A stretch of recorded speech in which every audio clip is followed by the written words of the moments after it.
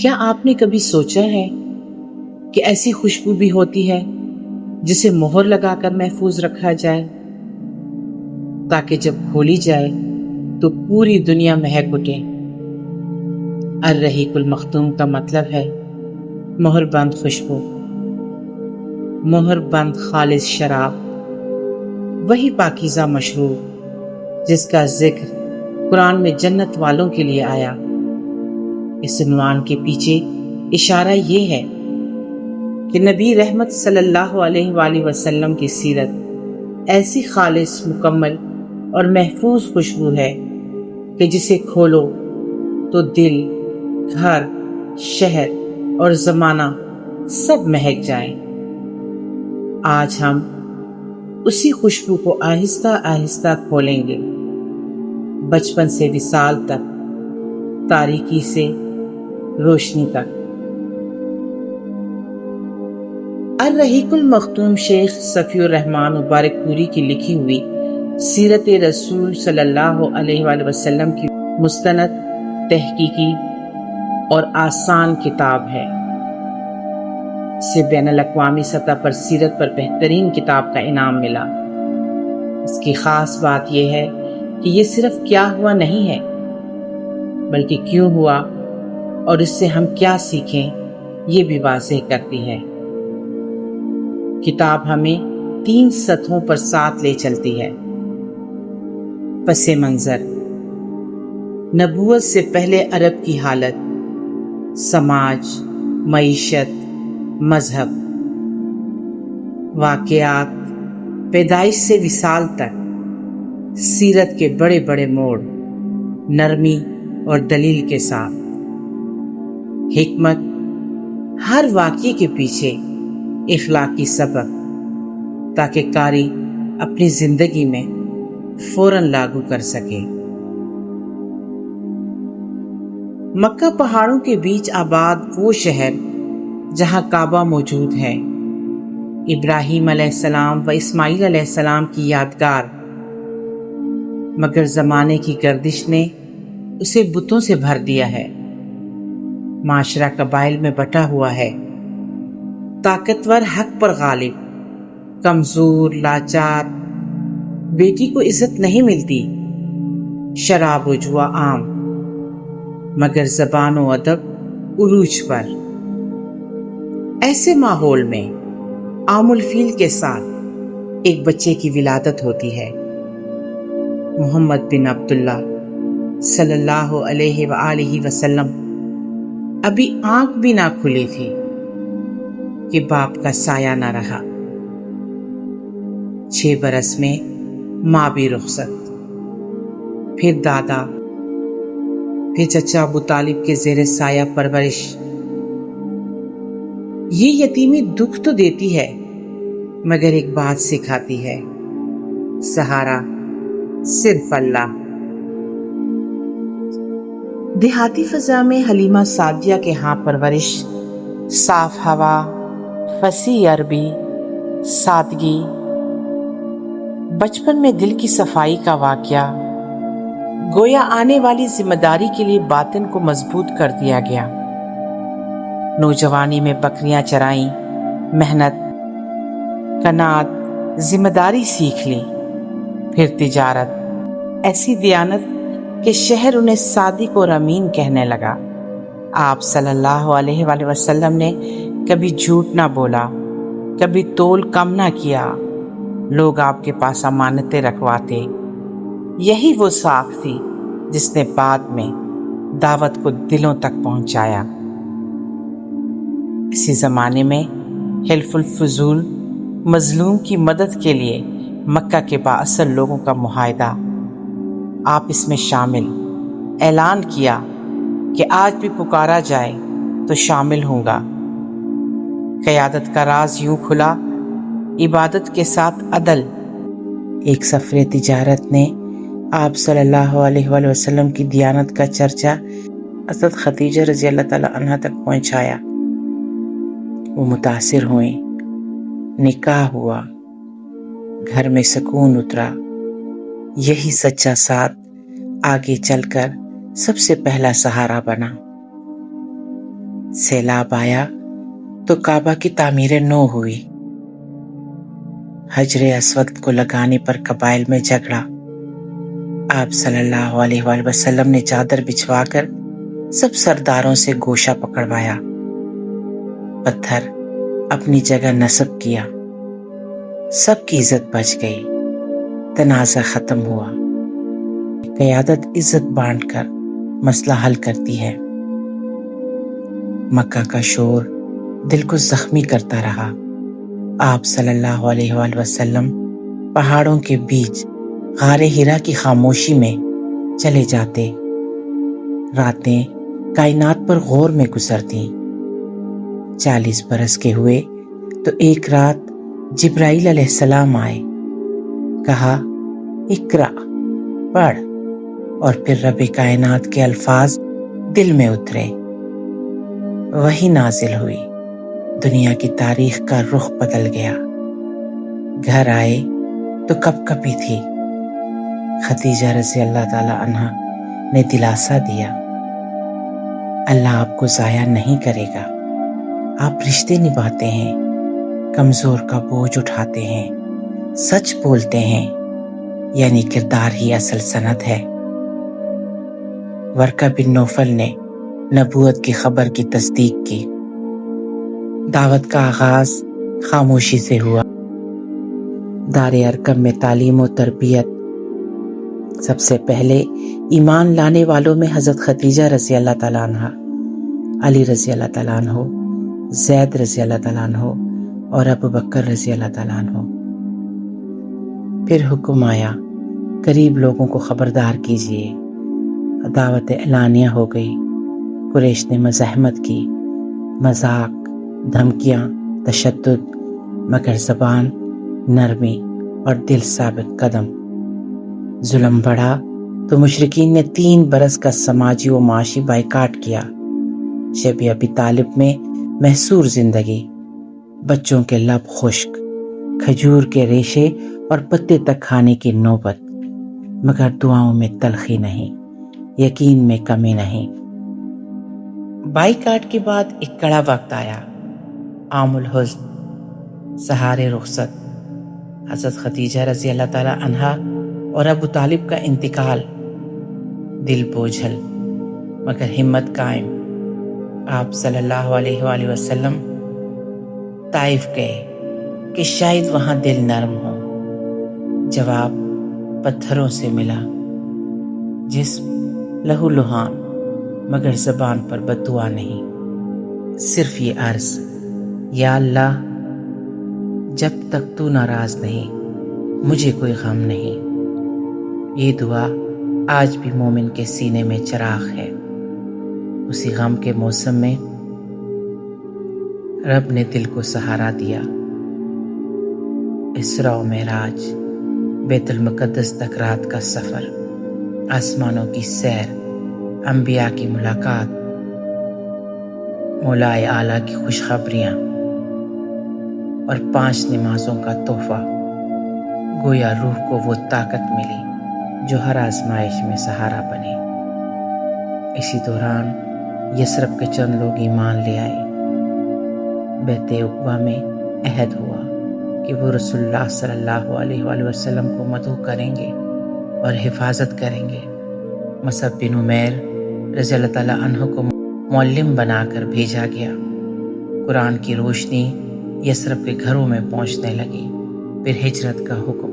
رات کی تاریکی میں آپ صلی اللہ علیہ وآلہ وسلم ابو بکر کے ساتھ غار سور میں، دشمن سر پر مگر زبان پر اطمینان، غم نہ کرو، اللہ ہمارے ساتھ ہے۔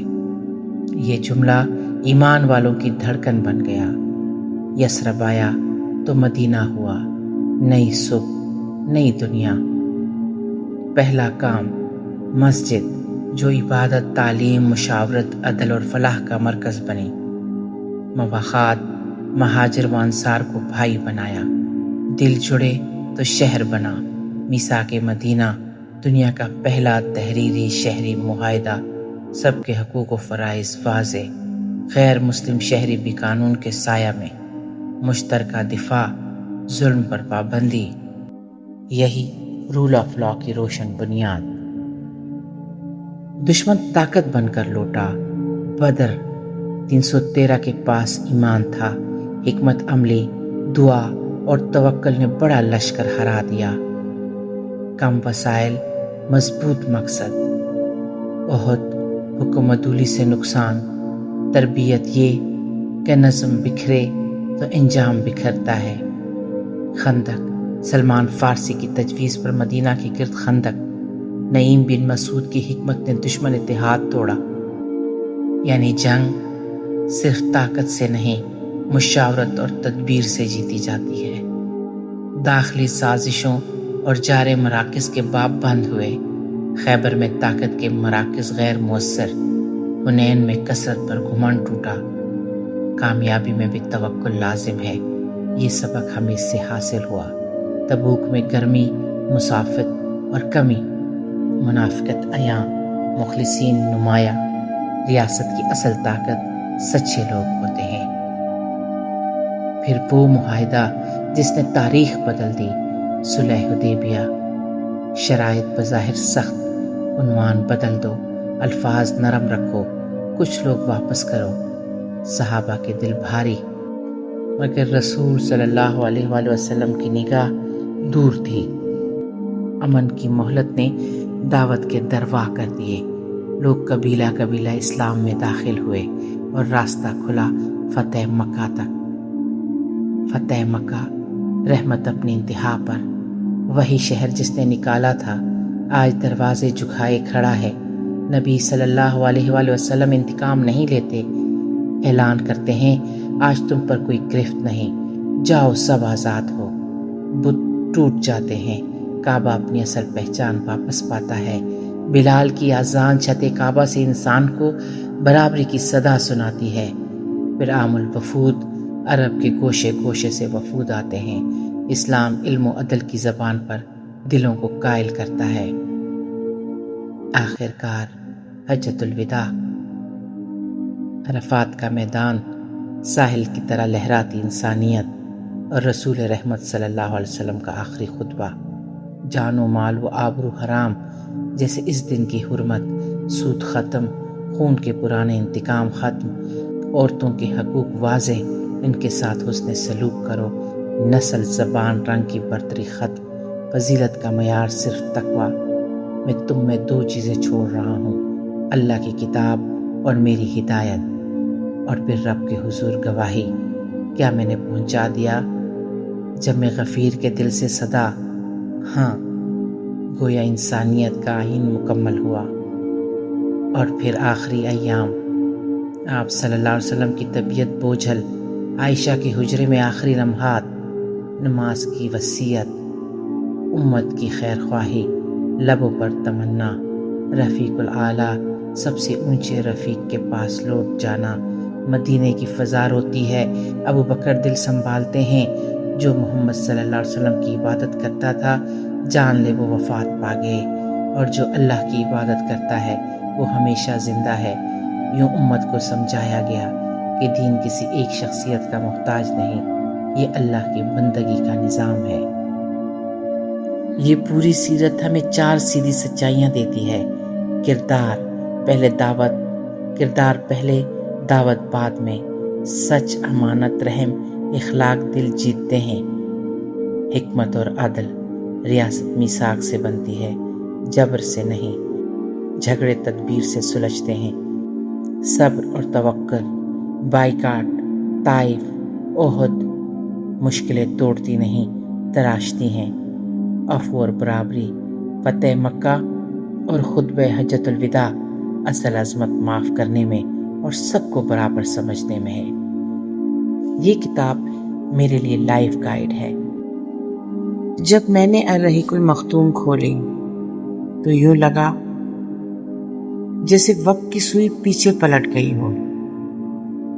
مکہ کی گرم ریت، کعبہ کے گرد بتوں کا سایہ اور قریش کا جاہلی غرور میری آنکھوں کے سامنے آ کھڑا ہوا۔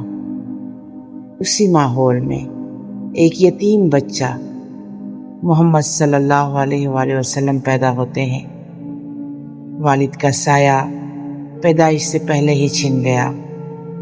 چند سال بعد والدہ بھی چھوڑ گئیں، مگر یہ دکھ اس بچے کو توڑنے کی بجائے بنانے لگے۔ وہی یتیمی کی تلخی اس ننھے دل میں نرمی، رحم اور درد پیدا کرتی ہے۔ میں نے اس کتاب کو پڑھا تو ہر صفحہ دل کو جھنجھوڑ گیا۔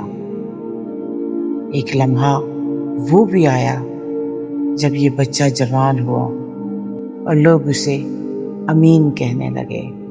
سوچیں، ایسی دنیا میں جہاں طاقت اور دولت معیار عزت ہو، ایک سادہ نوجوان صرف کردار کی سچائی سے سب کے دل جیت لیتا ہے۔ پھر غار حرا کی وہ رات آتی ہے، اندھیروں کے بیچ جب فرشتہ پہلی وحی لے کر آیا تو محمد صلی اللہ علیہ وآلہ وسلم کے دل پر لرزہ طاری ہوا۔ خدیجہ رضی اللہ تعالی عنہا کے گھر کا وہ منظر ذہن میں گھوم گیا جب ایک عظیم عورت نے اپنے شوہر کو سہارا دیا۔ اللہ کبھی آپ کو ضائع نہیں کرے گا۔ یہ لمحہ ہمیں بتاتا ہے کہ بڑی ذمہ داریاں کبھی تنہائی میں آتی ہیں، مگر انہیں نبھانے کے لیے محبت، یقین اور سپورٹ کی ضرورت ہوتی ہے۔ پھر صفحے پلٹتے ہیں تو شب ابی طالب کا بائیکاٹ نظر آتا ہے۔ بھوک، تنہائی، اذیت، مگر اس سب کے بیچ صبر اور یقین کی روشنی۔ پھر طائف کی گلیوں میں وہ پتھر برسنے لگتے ہیں جنہوں نے قدم زخمی کر دیے، مگر نبی صلی اللہ علیہ وآلہ وسلم کا وہ دل جو انتقام کی بجائے دعا کرتا ہے، ہمیں سکھاتا ہے کہ طاقت بدلے میں نہیں، معافی میں ہے۔ مدینہ کی ہجرت کی کہانی پڑھتے ہوئے لگا جیسے یہ تاریخ نہیں بلکہ انقلاب کا آغاز ہے۔ میثاق مدینہ صرف ایک معاہدہ نہیں تھا، بلکہ یہ انسانیت کے لیے مساوات کا پہلا آئین تھا۔ بدر، احد اور خندق کے معرکے یہ سبق دیتے ہیں کہ ایمان، نظم اور حکمت ساتھ ہوں تو کمزور بھی غالب آ سکتا ہے۔ اور صلح حدیبیہ، وہی لمحہ جو بظاہر شکست تھی مگر اصل میں سب سے بڑی کامیابی کا دروازہ۔ اور پھر فتح مکہ کا منظر، دشمن سامنے کھڑے ہیں، وہی لوگ جنہوں نے آپ صلی اللہ علیہ وسلم کو ستایا، آپ صلی اللہ علیہ وآلہ وسلم کو نکالا، مگر نبی صلی اللہ علیہ وآلہ وسلم کہتے ہیں آج تم سب آزاد ہو۔ دل رو پڑتا ہے کہ یہ قیادت نہیں، یہ رحمت کا سمندر ہے۔ حجۃ الوداع کا خطبہ گویا انسانیت کا آئین ہے۔ اس میں بتایا گیا کہ سب برابر ہیں، کسی کو کسی پر فوقیت نہیں سوائے تقویٰ کے۔ کتاب کا ہر صفحہ روح کو چھو جاتا ہے۔ یہ محض تاریخ نہیں، کردار سازی کی مکمل درسگاہ ہے۔ یہ ہمیں بتاتی ہے کہ دکھ کا مطلب مایوسی نہیں بلکہ یقین کی بنیاد ہے۔ مشکلات راستے بند کرنے نہیں، دروازے کھولنے آتی ہیں۔ جب میں نے اس کتاب کا آخری باب پڑھا تو محسوس ہوا کہ یہ صرف نبی کریم صلی اللہ علیہ وآلہ وسلم کی زندگی کا خاکہ نہیں، یہ زندگی کا مکمل نقشہ ہے۔ یہ کتاب ہمیں معافی سکھاتی ہے جب دل میں زخم ہو، شکر گزاری سکھاتی ہے جب وسائل کم ہو، اور یقین سکھاتی ہے کہ جب سب دروازے بند لگیں۔ یہ کتاب ہمیں کہتی ہے اپنے دل کو نرم کرو، اپنے کردار کو سنوارو، دوسروں کو سہارا دو، اور اپنے رب پر یقین رکھو، یہی کامیابی کا اصل راز ہے۔